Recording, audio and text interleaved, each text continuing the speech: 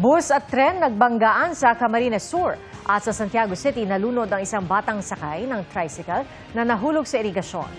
Yan at iba pang disgrasya sa probinsya sa pagtutok ni Dano Tingkungko. May nahulog na sidecar dito. Yung bata, hinahanap nila, hindi nila makita. Tulong-tulong na hinanap ng mga residente sa irigasyong ito sa Santiago City, Isabela, ang isang batang 2 taong gulang. Sakay siya ng tricycle na nahulog doon habang minamaneho ng kanyang ina. Kalauna natagpuan ng bata sa di kalayuan. Dead on arrival siya sa ospital. Patuloy ang investigasyon pero ayon sa CDRRMO at pulisya, maaaring nagkamali raw sa pagmamaneho ang ina ng bata kaya nahulog. Wala pang pahayag ang ina ng biktima. Nahulog sa kanal sa tabi ng highway sa Bayumbong, Nueva Vizcaya ang pulang kotseng ito. Nakabanggaan nito ang isang pickup truck, 2 truck at isang e-trike ang nadamay. 3 ang sugatan kabilang ang 2 driver na dinala na sa ospital. Iniimbisigahan ang disgrasya. Sumalpok ang isang tren sa bus sa Nabua, Camarines Sur. Dinala sa ospital ang driver at 13 pasahero ng bus. Ayon sa Nabua Police, sa panayam ng Super Radio DZBB, papuntang Legazpi Albay ang bus nang hindi umano mapansin ang paparating na tren. Base sa paunang imbestigasyon, madilim sa lugar at walang flagman o anumang warning signal sa riles.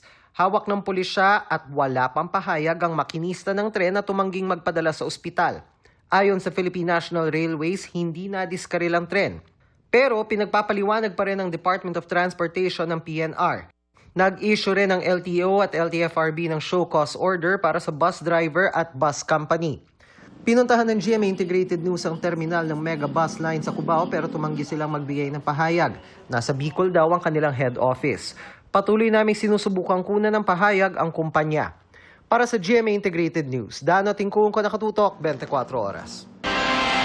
Sa darating na pasukan, aarangkada ang libreng tutorial program ng DepEd para matulungan ang mga estudyante sa pampubliko at pribadong paaralan na hirap po sa pag-aaral. Nakatutok si Nico Wahe. History of sorcerer. The oldest sorcerer-like sport was played over 2,000 years ago. In accident, Chinese,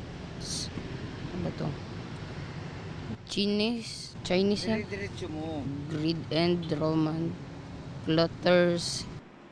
Ang incoming grade 7 student na si Nonong, hindi niya tunay na pangalan. Aminadong hirap sa pagbasa. May mga salita kang hindi alam? Opo. Eto, anong basa dito? Anong basa dito?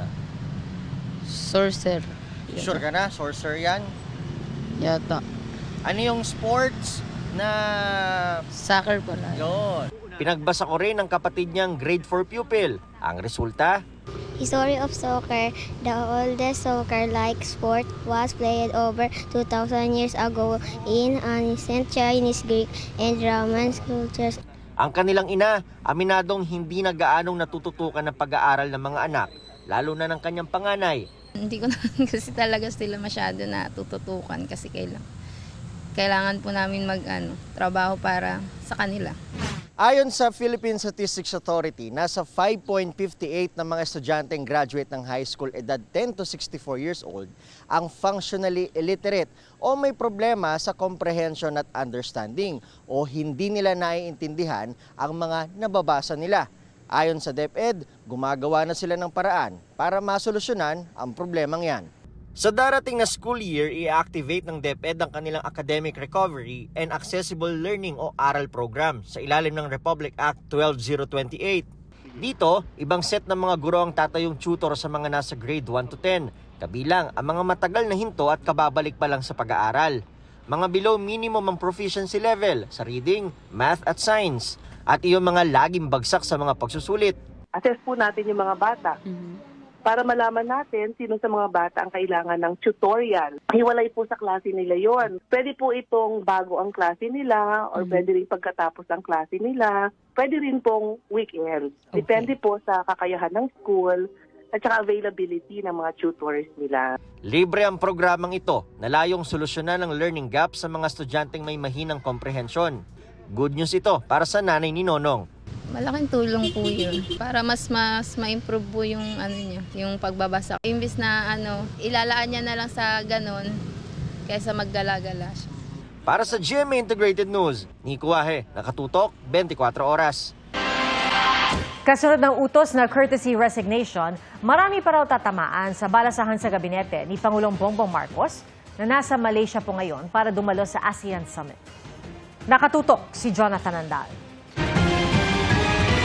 4 na miyembro na ng gabinete ang sinibak o inilipat ng pwesto kasunod ng utos na mass courtesy resignation ni Pangulong Bongbong Marcos. Wala pang nadagdag dyan, pero sabi ni Executive Secretary Lucas Bersamin, marami pang tatamaan dahil tuloy pa ang evaluation. Ang memo ko, yung cabinet, yung presidential appointees at saka heads of agencies. Proseso yan. Hindi ba pwedeng lump sum na maghusga ka sa kanila. Sabi ni Bersamin, inuunang silipin ng Pangulo ang trabaho ng mga ahensyang may direktang serbisyo sa taong bayan. Meron kasing mga opisina na hindi masyadong involved sa daily life ng tao. They're just the research groups, mga ganun. Inutos ng Pangulo ang mass courtesy resignation noong nakaraang linggo para raw iayon ng administrasyon sa mga pangangailangan ng taong bayan kasunod ng 2025 midterm elections. Pero sabi ng political analyst si Professor Ranjit Rai, mukhang parang cosmetic, no? Hindi ganun kalaki ang pagbabago. Karamihan ng mga tao na pinalitan sa top management lang, wala naman mga undersecretary talagang pinalitan. Sana hindi formal lang, sana totoong talagang reshuffle at saka pagpapalit ng mga tao in certain institution. Pero higit sa tao, dapat daw reforma sa mga kagawaran ng pagtuunan ng Pangulo. Kahit pagbalasa ka ng tao, kung yung mga balakid na institutional, nandyan pa rin.